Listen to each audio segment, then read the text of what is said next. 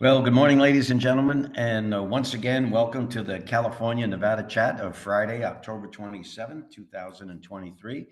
My name is Len Dumas, and on behalf of the Northern California President Eric Lippert and our colleagues, Executive Director, CEO Nikki Gatch, who's unable to join us today, Executive Director Emeritus Tom Addis, and Tom is with us, and President Eric Lohman of the Southern California PGA.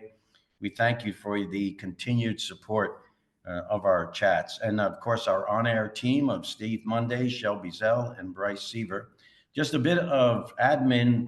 If you've called in this morning without registering, all we see is your telephone number. So please, when we're done, contact your section and let us know that you were there so we can be sure to match up your telephone number with you and make sure those PDRs are posted to your account. Thank you so much. Right. So this morning we thank President Lindard, John Lindard, the 43rd President of the PGA of America, for joining us. Thank you, John. Good morning. PGA of America CEO Seth Waugh, and of course Craig Kessler, Director of Public Affairs for the Southern California Golf Association. A shout out this morning to our District 11 members who are playing in the senior PPC in Port St. Lucie at the moment. From Aloha, we have Lance Takeda, Paulito, Juan Rodriguez. From Southern California, Rick Grabowski, Brian Smock, Alan Sorensen, Jeff Hart, Tim Parent, Steve Holmes, Mike Mitchell, Bruce Nakamura, Scott Mallory, Paul Deach, Jeff Dean, Bob Nee, and Mike Fergan. And from Northern California, Dave Carr, Don Winter, Dana DeSarli, David Putney, and Lance Johnson. And we have about 6 players that are currently within the cut line. Jeff Hart, Mike Fergan, Tim Parent, David Putney, Brian Smock, and Steve Holmes. So good luck to all our District 11 players who continue to play and represent us so successfully. So I'd like to start off with some opening remarks from Northern California Section PGA President Eric Lippert. Eric? Thank you, Len. This is always a great time to be on this chat. I appreciate you guys always putting this together. Just want to welcome everybody. Thank you all for being here. Every time I feel like we learn something new and there's something to be gained from this. So thank you all for putting this together. I'm excited to be here on this call, and looking forward to 2024 as we move forward into a good health and a good year. So I'm excited about that. Thank you. Thank you, Eric. And I'd like to turn this over to our Executive Director Emeritus, Tom Addis. But before we do that, a shout out to Tom too. On October 16th at Bel Air Country Club, Tom was the recipient of the Ken Venturi Spirit of Giving Award. And to us that have known Tom for a long time, he's affected all of us. Tom, you've touched us all. Congratulations on that. And thank you for what you continue to do for us and with us on a daily basis. Yeah, thanks, Len. It's nice to be included too. So I appreciate that. And considering Mr. Venturi's passion and perseverance is quite an honor, and I appreciate that. Thanks. Right. And real quickly, before we bring on John and Seth here to talk a little bit about the Ryder Cup and things, like to offer congratulations to Nikki. Nikki finished her term on the board of directors for the SCGA, having been the president last year. This year, the new president is Hui Dang. So we're looking forward to working with Hui and their new executive director, Mike Kelly, who is from Canada and a Canadian PGA member working on his PGA membership currently. So congratulations to everybody there and appreciate their efforts. And it's nice to be with everybody. And hopefully we have a great conversation today. Thanks, Len. Yeah, thanks, Tom. I'm sure we will. So, John, President Lindard, again, thank you for being with us. I know we've got you for about another 5 or 10 minutes or so. So, John, we are in that moment, right? One Ryder Cup ends, but it never really ends. Starting to get ready now for 2025 at Bethpage. So, John, what's happening now as we talk about selecting the next captain and so on and so forth? Well, we have a Ryder Cup committee that consists of Seth, myself, Don Ray's on there as the vice president, and now Zach Johnson comes on the committee as being a past captain or the immediate past captain, Justin Thomas and Jordan Spieth. So the 6 of us form the Ryder Cup committee. We had our first phone call yesterday. We had about a hour and a half to 2 hour discussion, kind of a little bit of a debrief.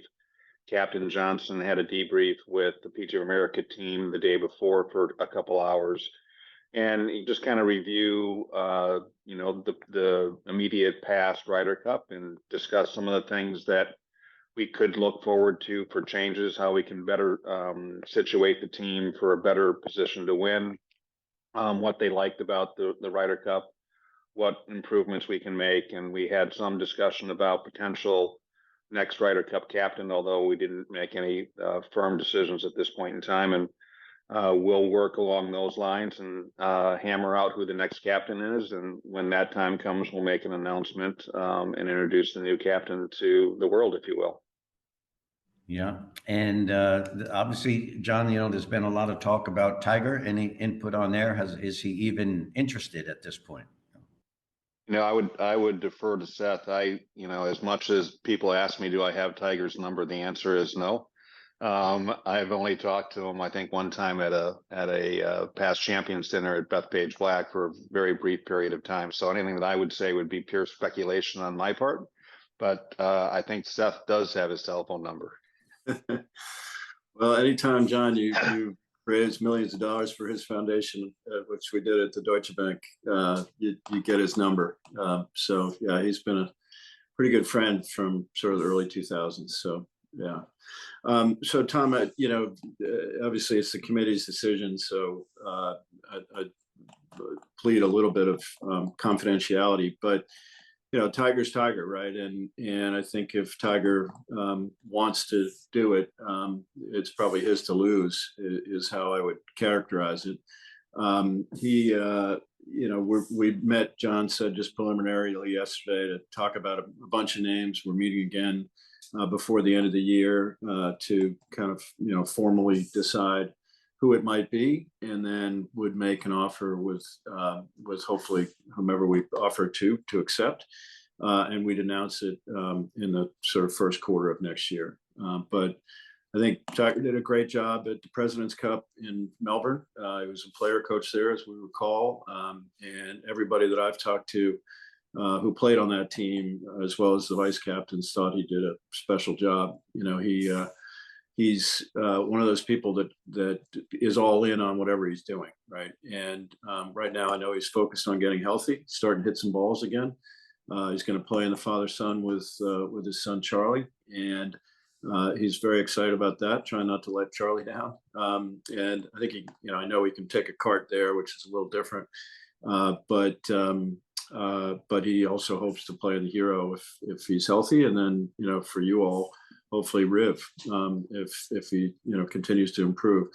As I talked to him over the summer, his health was slow, I would say, but it's done much better this fall, and he's making kind of geometric progress now, as opposed to kind of an inch at a time. It's getting better a lot more quickly now, and he feels pretty hopeful. He's also, as just joined the board of the tour. And he is, neck deep in kind of the framework agreement. And so, as I said, he tends to compartmentalize, go very deep on things. Right now, while the Ryder Cup is something that he cares about deeply and will clearly be a captain at some point, the question is whether he's going to have enough time and focus to do it, in the next cycle, I think. We've got a nice list of people, and we're going to have a great captain, and we have this really healthy kind of arms race every 2 years between ourselves and the European Tour. We raised the bar; they raised the bar in Paris. I would say we raised the bar in Whistling Straits to an extraordinary level. And what they delivered in Paris in Rome was spectacular. Obviously not the result we wanted, but at the end of the day, the game won, which is really the whole point of the Ryder Cup, right? It's an exhibition to talk, about our professionals and celebrate the game. And it was an incredible kind of celebration of the game. Seth or John, and speaking of Rome, and either one of you guys, because John, I know you have to leave, there's been a lot of talk about, in fact, there was a feature on the Golf Channel a few days ago about the togetherness of the European team and how important that was. Obviously, they outplayed us as well. But it seems like when you watch this thing on the Golf Channel or you talk with people, that the European team does spend more time together, and they make an effort to do that. They played in a couple tournaments leading up to the matches. How can that be?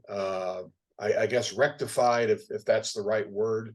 How can we produce more of that perceived camaraderie, other than playing better, like we said, as time goes on?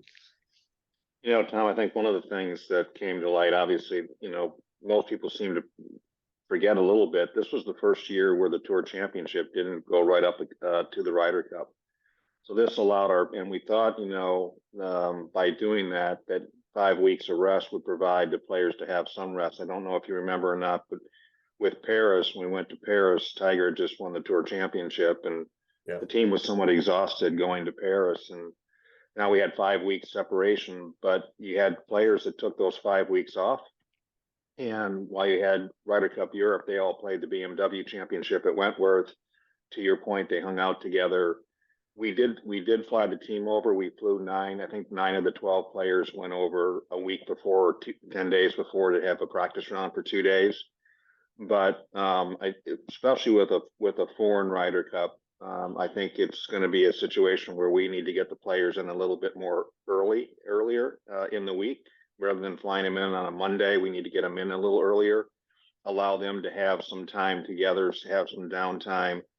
Rome was fantastic, but there were some travel issues going back and forth to the golf course. And I know I'm understating the situation when I state that Rome was not a city built for cars, but it was not a city built for cars. And so there were some travel issues that kind of popped up that made traveling from the hotel to the golf course longer than we had anticipated, which kind of imposed itself on how much time the team could spend together.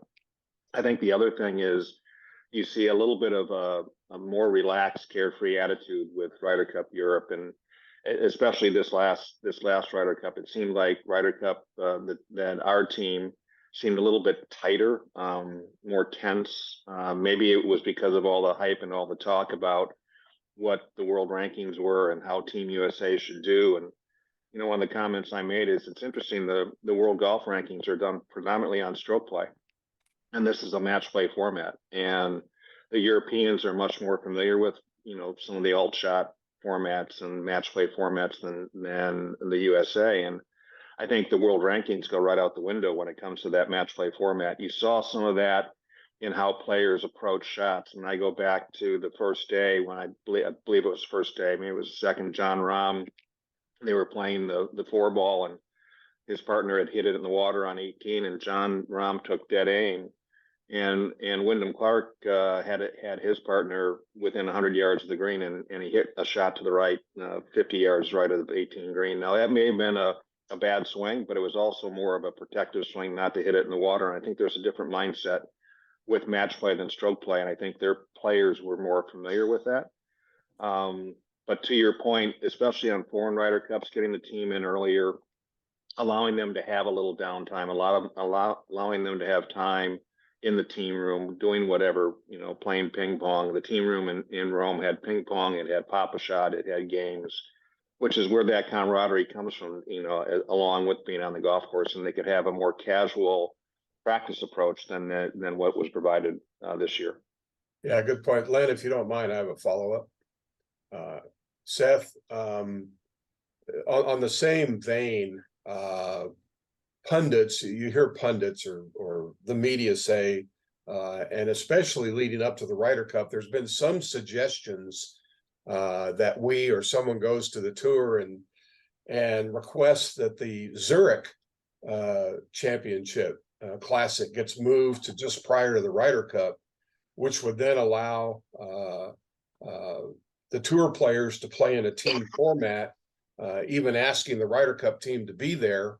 And do the groupings and pairings as such that would be a great lead up to the Ryder Cup. I don't know how possible that is. Do you think that would help in regards to these players getting together and learning about each other? Yeah, I think it's an interesting idea, Tom. I think, look, at the end of the day, anytime you lose, you get a lot of opinions, right, and pundits, and are we in a crisis? And if you think back to Glen Eagles, we obviously had a task force because we felt like we were in a free fall, right? And so things have changed from then. But then if you go back to Whistling, I mean, and I think the contrast between a home and away game is maybe as large in the Ryder Cup as it is in any sporting event anywhere. Like, Rory said it publicly, but winning an away Ryder Cup appears to be maybe one of the hardest things in sports, right? And the last four have kind of been blowouts for the home team, including two of those wins for ourselves. And John said a lot of it. Jet lag is a thing, right? And we had it wrong when they went straight from the Tour Championship, and we probably have it wrong that it's 3 or 4 weeks in between now. One of the things that Jordan and JT, who were the current players, talked about yesterday was getting over there earlier, getting more acclimated, getting a lot of the stuff out of the way, team pictures, et cetera, so you can really focus on both practicing but also being a team and having more time kind of together in that way during it. And also perhaps if you make the team, you have an obligation to maybe go play in Europe before that, right, to do that or play in something. So I think it's an interesting idea on the Zurich side. I do think as far as the whole team aspect goes, 2 years ago in Whistling Straits, we were the UCLA Bruins, to use, we were John Wooden. We were never going to lose again, right? We had the young team and we dominated, and that's just not true. Like 2 years later, on paper, they were at least as good as us, and I actually thought they were the favorites going in, right? They were certainly the hotter team going in terms of the players. And Jordan yesterday pointed out that of the 12 players on their team, 10 of them were in the top 12 if it was a stroke play event in Rome. And so, as you say, Tom, we got outplayed, and we got outplayed early. Colin Markow said something interesting to me, which was, we all knew it was going to be hard. We all knew it was going to be hostile, but boy, we got punched in the face that first morning and didn't know kind of what was coming. And we need to figure that part out. I would say, and I've been around both tours enough in different forms. There's historically, the Europeans have traveled together, had dinner together, kind of their wives know each other. They kind of, drink wine after a round, together. And we have historically been kind of table for one. I don't think this generation is quite that same way. This team actually was, I think, very close. That was part of the, allure of it. And Zach, basically allowed the 6 qualifiers to not quite name the rest of the team, but have a huge say in who did they want to play with. And so there was, a real camaraderie, I think, in it. But not enough, and we certainly, I'm a big believer that teams beat individuals, right? And that's true in any sport. I once said to Ray Allen, I bumped into him after the Celtics won the NBA championship, and I said, "Congratulations!" And like, God, it was fun to watch a team play. And he looked at me dead in the eye and goes, "It was really fun to play on one," because he played, in so many places where kind of the individuals mattered more. So I don't think you can have enough of it, Tom, I guess is my answer. I think we're better than we used to be. But we need to figure out how to unlock, how to be more competitive overseas, because it wasn't the golf course this time, which we would have said in Paris. It was, in some form preparation, right? Seems like it. Thanks, Seth. So President Lindard left, and thank you, John, for being with us today. So Seth, to carry on with that, maybe from a little bit of a different vein, but we were fortunate 2 weeks before the Ryder Cup to have JT and Max and Zach Johnson here at Silverado for the Fortinet, and JT was a controversial pick, if you will, captain's pick. Both sides had one. Certainly, Captain Luke Donald did as well. But the feeling at Silverado, I can tell you, this was all about national pride. great to have them there. You know, the fans were there supporting them as players, understanding and appreciating what they do on a daily basis, and certainly giving them a send off to the Ryder Cup. So that's all positive. So Seth, there were clubhouse controversies, right? And not to say you were in there, but with Patrick Cantlay and the cat. I mean, that had a lot of life, and that turned into a spite contest with the Europeans and the fans and such. And then just some comments about general not getting along, inside behind closed doors type thing. So how much, if we know how much of that is true, untrue, and how does the team do their best to manage all that noise? Yeah, I didn't see it directly, Len, so I don't want to, sort of pretend I did. I think, at the root of this, which is, I think, sort of your question, is the question of pay, right? And is that something we're going to have to deal with going forward? And the reality is, it's been, an issue for 30 years or so, or has come up from time to time over 30 years. So it's not a new issue, but we have done, a lot to address it. And part of that is just making sure, not only the public, but the players, understand that. And so everybody on this call understands it. We do give $250,000 of charitable giving. They can direct it anywhere they want. We used to have it directed, and this was as response to, when O'Mara and Freddie kind of created this issue back in the 90s. And we used to have half of that go to Reach in some form, Junior League. And now we let them direct it to themselves, and they all obviously make lots of money and have foundations. And so, that's kind of, in my view, cash to a certain degree, number one. So number two is we pay 20% of our rights fees, our media rights fees, to the tour.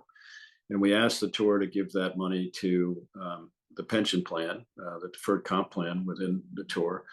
It's their money, so they can do what they want. But theoretically, that goes to 150 players, not just 12. But the tour could take that money and give it to the 12, right? And that is, I can't give you an exact number because we have a confidentiality agreement with our NBC, our partner, but it's in the millions of dollars, right? And then we pay for everything, right? So we fly them over. Practice round, between you and us was sort of $1.5 million to fly 9 people over there and put them up and do all of that. And so you can imagine what a week costs with charters and hotels and everything else. So it is, we pay kind of a healthy per 12 players. We actually pay what would be a healthy kind of winning purse on the PGA Tour to host this thing, particularly on an away game, right? So I think there's an awareness to that kind of needs to be known, and I do think that at the end of the day, part of what makes this different is the fact that they aren't playing for money. All we've talked about for 2 years now is money, right? And I think the passion and the tribal kind of passion of the fans and why everybody wants to play on this so much is the fact that you're playing for something bigger than yourself and bigger than money. And the last thing I'd say is just the brand value associated with the your success in the Ryder Cup. I mean, what has it meant for Colin Montgomery? What has it meant for Ian Poulter and others that have done well in the Ryder Cup over the years?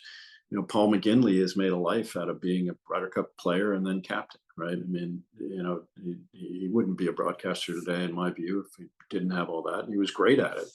And so, I think if you actually had an auction among the players to see how much they would pay to play in the Ryder Cup, it would be $1 million plus, I think, to buy your way onto the team just to play it. So, and we're not suggesting that, but I it's kind of going away. We've put together a sort of strategy committee of the combined of the board and myself and Nathan Charnes our Carnes are running it. And, because without the Ryder Cup, without the PGA Championship, we don't do what everybody listening today does, right? Like those are the two things that we make money on that allow us to make 29,000 labs better, to make millions of labs better, to educate, to run Junior League, to run Hope, to do all the things that we do to make the game better. We're obviously a non-for-profit, and so they are playing for the game in the form of funding our ability to be on the front line of the game to make lives better. And we're going to keep telling that story. We don't have our head in the sand on it in terms of it becoming maybe perhaps a bigger issue. But again, some of that is creating awareness, and some of it is sort of dealing with what it might be. But and perhaps redirecting the money that we pay to the tour, right? So I don't know if that answers your question. I have not had a conversation with anybody that was on the team, and I've spoken to kind of all of them, whoever said there was a real division in the locker room. Having said that, there's no question that some folks on the team think they should be getting paid to play on it. I think part of it, Seth, thank you for that. I think part of it is, if it bleeds, it leads, right? That the philanthropic news doesn't necessarily get out there as much as a team controversy, because that's a much more interesting, more article. Fun. Yeah. Yeah. Much more interesting article. But we know that the national pride is as strong as ever. So Seth, thanks for hanging in there with us. We know we had Kerry on last month, which was great, in terms of getting there. And he let us know that the home team is responsible for golf course setup. What else is the home team responsible for? Yeah, or has well, an influence? yeah. I mean, it's basically all the build out. It's certainly the local sponsorship sales. The financial. Basically, it's not quite this way because we have 7 worldwide partners, and we certainly have TV rights for away games. But basically, the commercial success is on, is both on the home team and for that home team's benefit. So we make a lot more money on a home game than we do on an away game. Is the easiest way to think about it. We have certainly rules of engagement so that everything's done in partnership. But it's also a competition, right? And so I would say that the captains have some say in course setup in terms of how you're going to present the course, but not pin placements, tee placements, et cetera. The week of the event, and that is done kind of jointly. So Kerry would be a part of that setup team, as a consultant, and in Bethpage he'll run it as opposed to being on the team. So yeah, it's and again, our partners in Europe did an amazing job in Rome.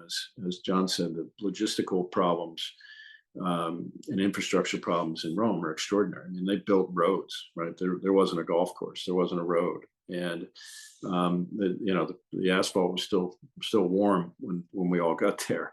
It's literally the first people on the road, and so it's hard enough to pull one of these things off anywhere, but doing it in a very challenged environment like that, hats off. They delivered an amazing event. Well, we look to a great. Certainly, it's going to be loud at Bethpage, Seth. I think that will probably break some decibel levels there. It's a nice way of saying it, Len. Right behind the New Yorker, I get it. Right behind the 2019 PGA Championship, which was just great. So, Seth, there's always needs to be something to talk about. I've read a couple articles recently about going to all captains picks as opposed to 6 off the point list, and there's 6 captain picks. Does that ever come up, or some change to the selection? Because the captain's almost doomed right at the outset, right when we get down to some of those picks. Yeah, it's an interesting mix, right? So I remember, the early captains saying the hardest thing about being a captain is making that call to the 13th person, right? And having said that, um, they also want to control their team, and what we talked about before is like teams win, right? And I'm a huge believer in that. And so we had, there were 10 qualifiers. It went to four. Sorry, 10 qualifiers, two picks. It went to four, and then when COVID hit, we in talking to the captain, who was Steve Stricker at the time, he said, look, I'm not sure how many people are going to be able to play and who's going to have to miss things, and, who's going to get sick. And I need more flexibility to pick towards the end, because I want to see who's hot in the last 2 months as opposed to the points, which gather over 2 years. We've changed the point system pretty dramatically as well. So you get, and this, I think I remember this properly, but the only events that matter in the year out, so in 2024, are the majors, and you get 1 point for every $10,000 you make in those, and that accelerates if you win one. And then on the next year, it's 15. It's 15 points per $10,000 that you make, or 1.5, sorry, towards every $10,000. And 2 doubled if you win, and then goes off money list that year. So it's geared, one way of saying it's geared towards, the year of the Ryder Cup, and building towards how hot, people are coming into it. So the point system itself is kind of more geared towards that. I think we've kind of got it right at 6 and 6. But if in fact, Tiger is going to be the captain, and he says, I want 10 picks, we'd have to talk about it, right? And that would be a committee decision, not ours. And I think, we give a lot of latitude to the captain. You pick the best person, and like everything else in life, you give them the latitude to run it and do it, and obviously keep up guardrails and make sure our brand is represented properly and all those things. But basically, we want to win, right? And if we pick the right captain or coach, you give them, every chance to do that. And so I wouldn't be shocked, at some point, and I'm not saying it's going to happen tomorrow, but that, the amount of captain picks goes up. I think, at the end of the day, it's pretty hard to not pick everybody in the top 10 anyway. I'm not sure the last person that was in a top 10 that didn't get picked, because the point system is valid and finds the best people. But certainly, there's been, including JT this year, has been, outside the top 15, right? And that's about, chemistry and who cares the most, and who does the team want to play with, and all those sort of X factors that make a team, right? So I think we have plenty of flexibility, I guess is what I'm saying right now, Len. But if some captain wanted to talk about it, we certainly would talk about it.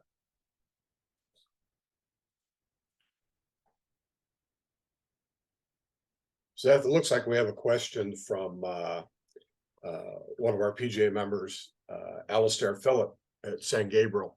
If home course is such an advantage, why wouldn't you keep Tiger in your back pocket until 2028 at Adair? Wouldn't he be a better choice to captain the team on the road? Yeah. What about back-to-backs, Alistair? So,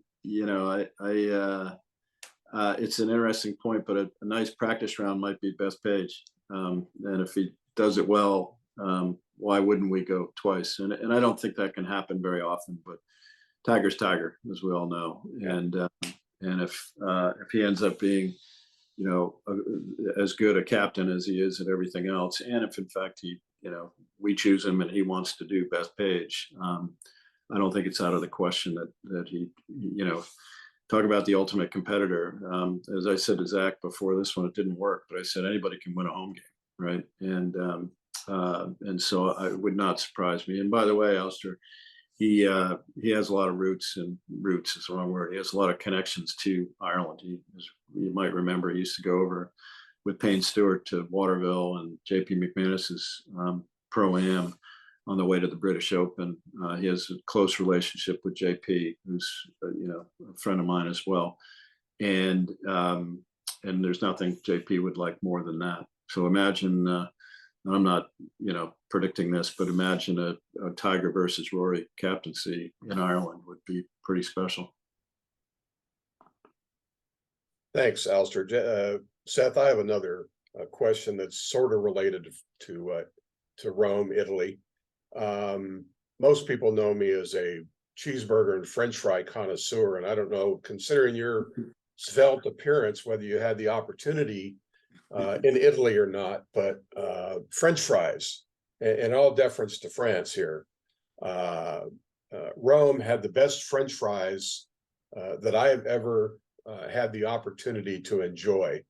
Interesting. And I just wanted to put that out there in case you did, and share with everybody that, again, in deference to France and French fries, the French fries in Rome were, and Florence, by the way, were some of the best I've ever had. So I just wanted to bring that up.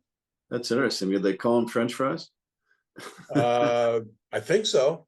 That's what I ordered anyway. So and they were better than McDonald's, huh? Much. Yeah. I share your affinity for French fries, Tom. If I have, I have plenty of sins, but one of my biggest one is I love French fries, and kind of can't get away from them. But I must say, I don't think I had any French fries in Italy because I was sort of focused on the pasta and the red wine more than the French fries. And French fries with pasta isn't really a winning combination. So I had French fries with lasagna one night, so it worked. There you go. Sort of Thanks. a burger. Thanks, Len. Yeah, thanks, Tom. And that's the human element of the Ryder Cup. So just another. Well, as I said before, Len, before we went there, I said I don't know what the outcome's going to be, but I know we're going to eat and drink well. And that was right. Definitely the case. Yeah. Seth, so what is happening now at Bethpage? And we've got a little less than 2 years to go, a course set up, so on and so forth.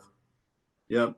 So heavy in the sales side, we got a full team on the ground. Obviously in the aftermath of Rome, there's a little bit of a feeding frenzy, hopefully, that you can chum up. We've done, some outings both in New York as well as Bethpage, and some golf stuff on Long Island to try and lure in sponsors. The sales are going very well. Carrie is hard at work, as you can imagine, thinking about the build. And we've got, one cool reveal, which will be that we're actually going to put they've already done it, but there's a new tee in on number one. That, and if anybody's ever played Bethpage or watched it on television, the 18th hole comes up fairly closely. The 18th green is pretty close to the first tee, and it's kind of this elevated first tee, and then uphill second shot on 18, and we're actually moving the tee to the left, so that we can actually wrap the 18th green and the first tee in the same grandstands. So that'll be a remarkable experience.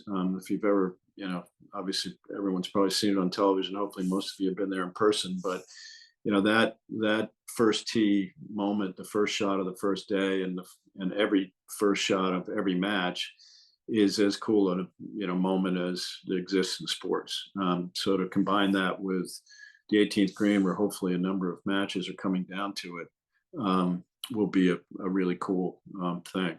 So, Bethpage kind of goes across the street. And so the last, 4 or 5 holes will be, it comes back across on 15 and 15, 16, 17, 18. 1, 15, 16, 17, 18 are kind of on one side of the street. And I think, a lot of the activity, hospitality, excitement will be there. Not that the rest of the golf course isn't great and exciting, but I think we're trying to figure out how to concentrate it in that area without not doing service to the rest of the golf course. So it'll be great. As you said, it's New York is New York, and it's the People's Country Club, right? And there's real ownership of it from the locals. I've spent a lot of time there, caddying for my son in various events. New York State Open for the last, I don't know, 10 years.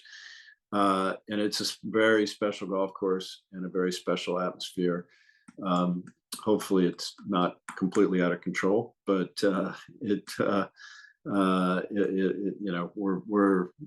on a great path, is what I'm saying. And I think it'll be a record in terms of the top line for us. New York's a little more expensive place to operate than Sheboygan, for sure. But hopefully we'll bring as much of that to the bottom line as we possibly can. But it'll be spectacular. Yeah, I agree, Seth. Thank you for that. I think there's just a tremendous lineup here. We've got Hazeltine behind Beth Page, and then the Olympic Club behind Hazeltine. So just very, very strong, for the next 10 years. So Seth, thank you. It was quite a bit of time. Thank you for your time this morning. Thank you for being so open on all the answers. And we look forward to seeing you in about 2 weeks, a week and a half.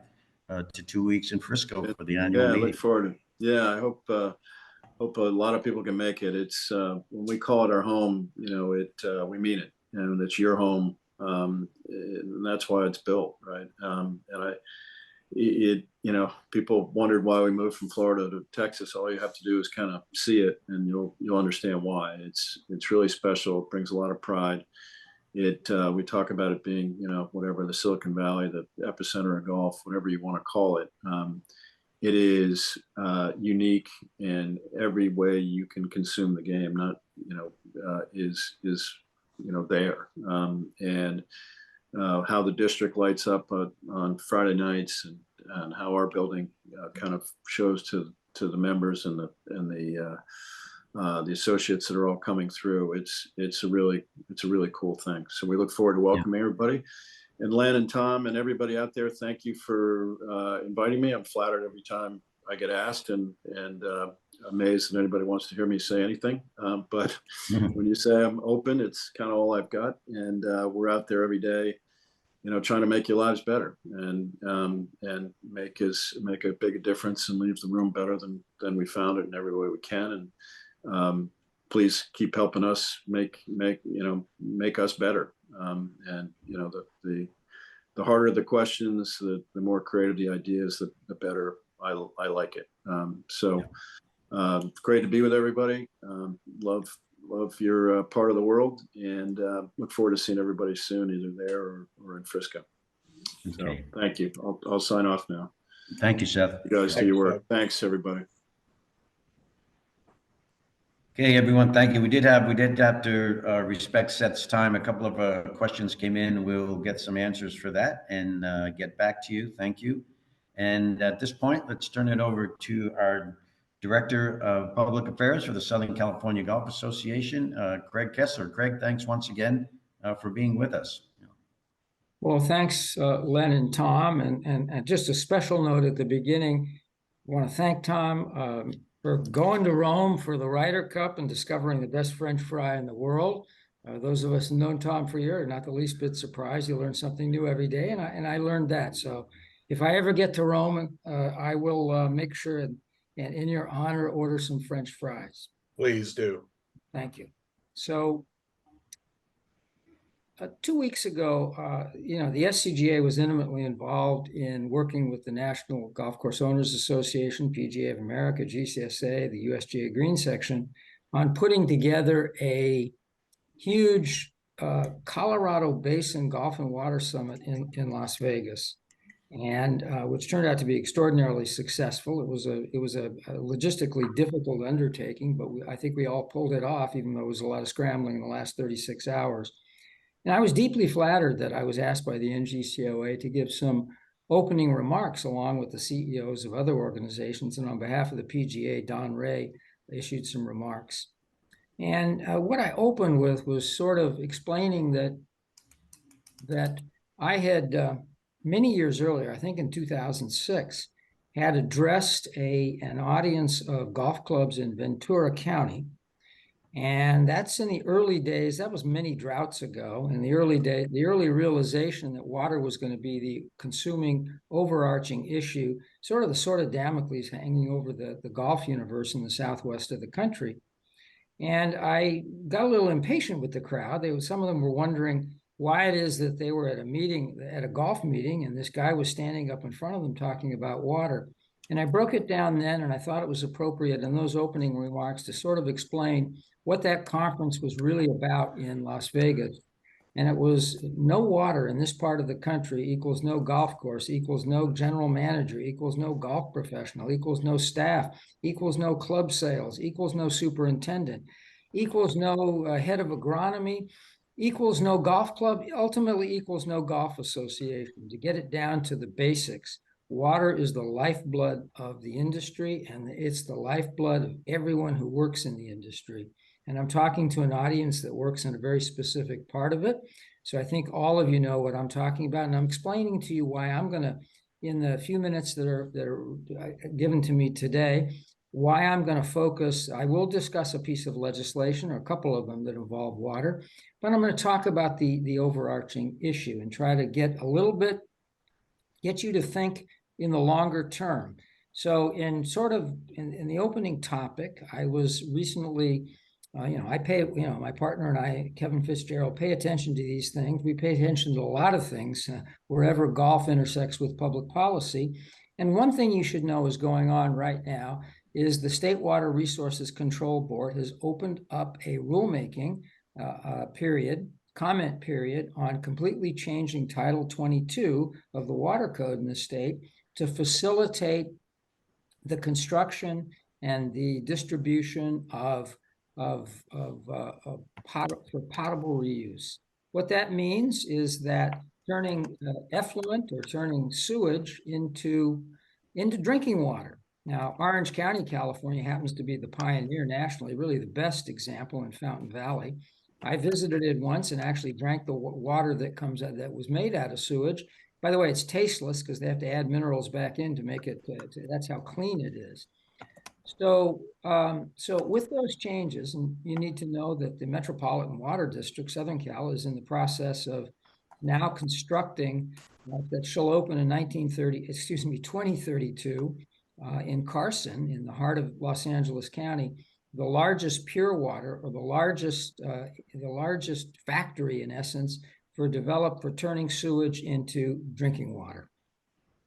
Now, I mentioned that I went back and I researched my own writings. I write a lot, and because I recalled that I had written an article in SCGA's 4 magazine many years earlier about this subject, and the title of which is "The Era of Recycled Water is Fast Coming to an End."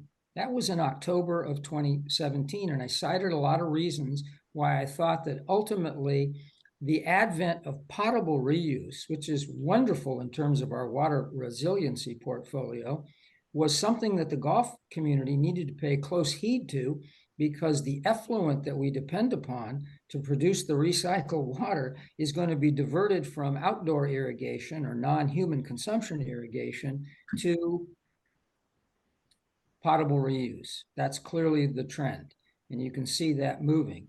Which means, and in that, I read that story last night in anticipation of being with you today. And the admonition I gave at the end of that article, which was any golf course that has possibility of gaining access to recycled supply, and there's expense involved in that, take that opportunity. Any golf course that has a recycled supply and is under contract with a provider, you may want to consider opening up discussions about extending that contract, because there's no guarantee when that is up that you'll have access at any price to it. I'm aware that in many respects, golf courses and cities even that had eagerly anticipated the receipt of recycled water from certain agencies were told a few years ago, no, it's no longer available. We are holding that back to replenish aquifers, to participate in the stormwater capture, and all those things that are going to make it possible for California, with any luck, by maybe 2050 to go to 40 million population to a 50 million population and continue to have the water source necessary to support, not only just the homes, but the businesses and the commerce that are necessary to support all of us. So sometimes the way things work, that was 6 years ago. I don't know how much of the golf community paid close heed to that. That article was reprinted in a lot of publications, and then, of course, made a little splash. People paid attention, and then they moved on. So I'm going to repeat that today because of the importance and the centrality of access to water is absolutely essential. I'd say the same thing with groundwater. The Groundwater Sustainability Act, which was passed in 2014, is fast coming into implementation now through these groundwater sustainability agencies, and they vary widely. I'm not going to go into the details of one specific one that has me concerned, because they appear to be greatly exceeding the authority given them under California law to deny applications that are going to result in litigation. And I fully anticipate that golf will win that litigation, but that will be very costly in many respects, and it creates confusion. There's a lot about those things that are going to have to be worked out in appellate courts, and that means uncertainty. And so the groundwater supply is not necessarily guaranteed in places as that comes into being. And we all know that the whole reason for the Colorado Basin Golf and Water Summit in Las Vegas, which was a national meeting, but obviously disproportionately attended, at least the water portion of it, by Arizona, Nevada, California, Utah, Colorado, those states that are in the Colorado Basin. And right now, they're all beginning to negotiate with each other and the Federal Bureau of Reclamation to figure out how to reallocate the Colorado Basin, a Colorado Basin that was allocated originally over 100 years ago in anticipation of roughly 17 million acre-feet of water therefrom, is now producing, 11 to 12 million acre-feet at best. California has the largest allocation, and we have rights under law to that allocation. But the reality is that the federal government is going to oversee a process. California is not going to go to court, exercise those rights, and be successful in depriving Arizona and Nevada and others of water. And the reality is that the U.S. Congress can change the law at any time, so that we apparently relying upon. Good news is California understands that, but that means there will be less imported water.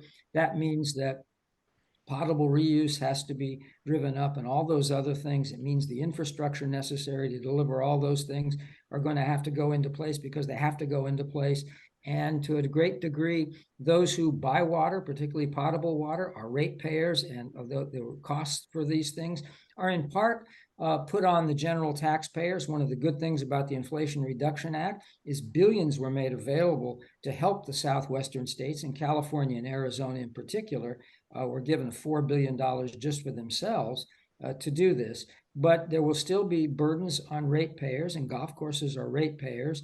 And with that other aspect of that SCGA has put out in its conclusions about the 2023 legislative session, I think everyone understands that with fast food, and now with fast food establishments now being, or those who don't bake their own bread, that's a very interesting wrinkle, are now going to be looking at a $20 minimum wage in that sector.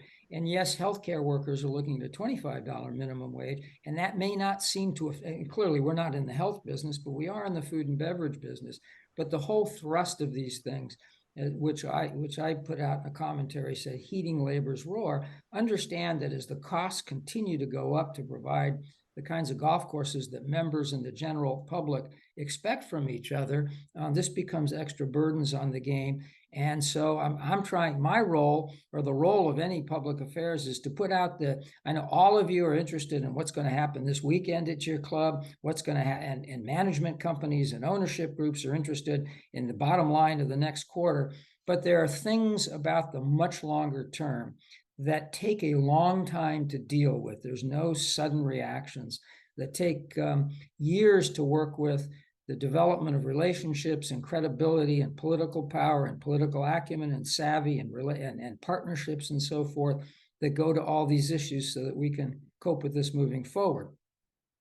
Now, after all that harrowing, sort of after that Jeremiah, that there's much going on that we need to pay closer attention to on the long term, let me suggest that this last legislative session on those things that are golf specific, I trust everyone understands that when it comes to the broad labor issues, the paid leave issues, all those sorts of things that affect almost all businesses in the state of California, golf has no role in lobbying on those things. Those things are lobbied by the Business Roundtable, the California Chamber of Commerce, all various business coalitions, and no one really. We are not even a speck in that particular realm.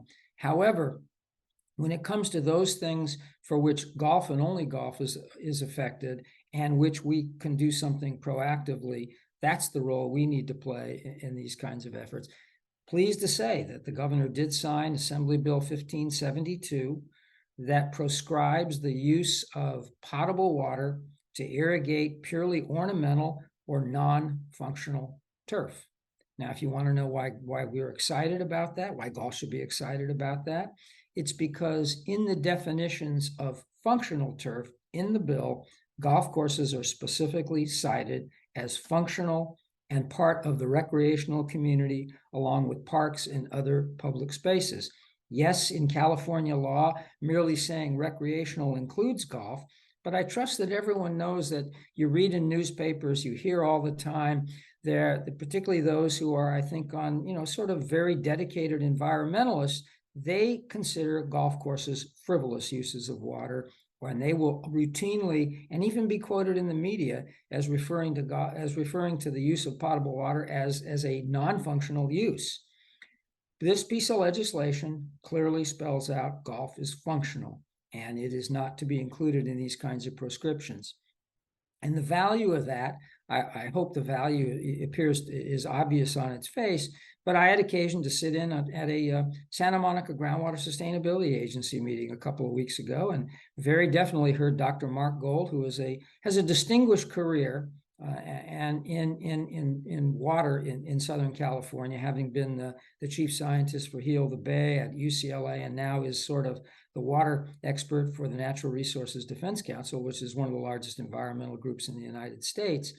And he was imploring that agency to use the very definition in AB 1572, instead of everyone coming up with different definitions of functional and non-functional, recreational and non-recreational turf, as it applies to the use of, in this case, groundwater, which can be potable water if treated. Then he admonished them to use the definition that was in there, because it was a definition that everyone had stipulated to, and a lot of stakeholders, and that included this California golf community, had been involved in devising. So those of you who pay close attention to these things know the damage that cutting and pasting can do when you're not paying attention, because we're still dealing at a national level with something called, we refer to as as being on a sin list. All the way back in 1977, while golf was not paying attention, golf got in for the purposes of receiving relief from the Federal Emergency Management Administration, FEMA, after natural disasters, which are traditionally hurricanes, but they can be fires or earthquakes in a state like California. Golf was put on a list along with, I'm just going to use the phrase, gambling barges and whorehouses and liquor stores and all those things that we're not going to give money back to, because with any luck, once Mother Nature destroys them, maybe they won't come back. And golf was put on that list in an IRS regulation that's been copied and pasted ever since. And finally, in 2023, there is a bill, I think, that's in print in the House of Representatives, but it has no real sponsorship at this point and will never stand alone in the House, that we're on the way to maybe beginning to overturn that. That thus is the importance of paying attention to those two little words that appear in AB 1572 and appeared in AB 1573, which will come back, I think, next year. It failed in the final analysis to get through one of the houses because of some technical details and some objections from the Association of California Water Agencies, not on the basics, but on some of the specifics. So that will come back, that will pass, and that language is in there as well, and golf will heartily endorse that language when it does. Thus, the relationship between a bill that prohibits the use of potable water on non-functional turf, and why that's significantly important for the golf community. I would also add that coming out of this legislative session, pay close look, just as it was clear to anyone who was looking carefully as well, not just 6 years ago, but 16 years ago, that there would come a day when the easy availability of recycled water for outdoor irrigators would come to an end, because that would be the effluent that would be used to create drinking water. It's just as clear that many of the old arrangements that all of us rely upon, golf really last in the line, but certainly agriculture and others, rights that go back to when the state came into being in 1850, and I use these dates very specifically, but I won't go into necessarily why. 1873 and 1913, which establishes senior rights for the use of water.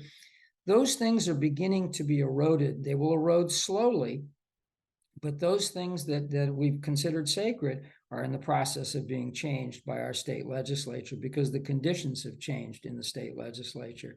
So Senate Bill 389, which got significantly watered down before it got passed, and I anticipate coming back in 2-year bills, 1337, 460, excuse me for using numbers, but I'm going to move kind of quickly through this. But these are the kinds of things that golf needs to pay really close attention to, because if you look at them, we don't so much predict the future. All you have to do is predict the present, and you know where things are going. And where things are going in the water world are old arrangements, whether it's old understandings of recycled water, or understandings of who has those first rights to water, and so forth. These things are fast changing. And given the fact that there are still those, although they're probably less than you think, who always look at golf courses as, well, as last in line, as really that don't merit the water, the access, even the land upon which it sits, that we all consider. Understand that, and take it from someone who's on the front line of this and has been for many, many years. We're punching way above our weight, because our weight is extremely small at almost all of these levels, particularly in Southern California. And so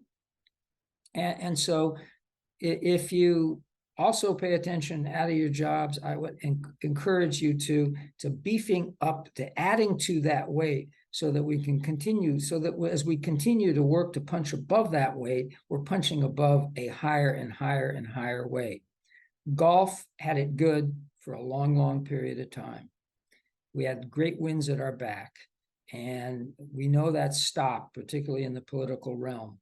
We have to begin to look at similarly situated, sized industries at roughly our 14 billion impact. Take a look at what they're expending on advocacy, compare it to golf, and you realize that our good fortune will not hold. We have an ace in the hole. We don't exploit that. We exploited that in the 1910 campaign, but we're not structurally positioned to exploit it. And that is, we have over 3 million people who play golf. So, and that's ultimately going to be the source of our ability to continue to influence. So with that, I'm being texted by one of our hosts, Len, to get it on to the questions in the chat box. So Len, why don't you, rather than having me click and try to do 2 things at the same time, which is a definite challenge, why don't you ask me those questions and I'll try to answer them? Yeah, happy to do so, Craig. So a comment and a question. The comment is, in the Coachella Valley, the special districts, in conjunction with federal dollars, are expanding the reclaim system. Through those federal grant dollars, courses with pipeline access are being asked to convert at financially feasible solution. However, depending upon the district, courses can be forced into reclaimed water if a pipeline is available to the property. So that's the comment. And the question is, let me just respond to the comment.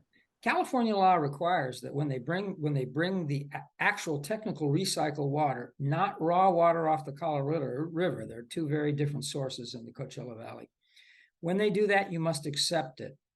I will add that as a result of golf advocacy, the extension of that pipeline, particularly to the West Valley, to the West Coachella Valley, which initially a few years ago, the costs therefore were going to be borne entirely by the ratepayers, which in the West Coachella Valley are entirely golf courses. The cities don't access it.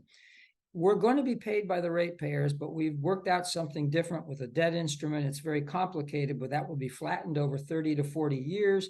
And the actual burden on the golf course ratepayers will be less as a result.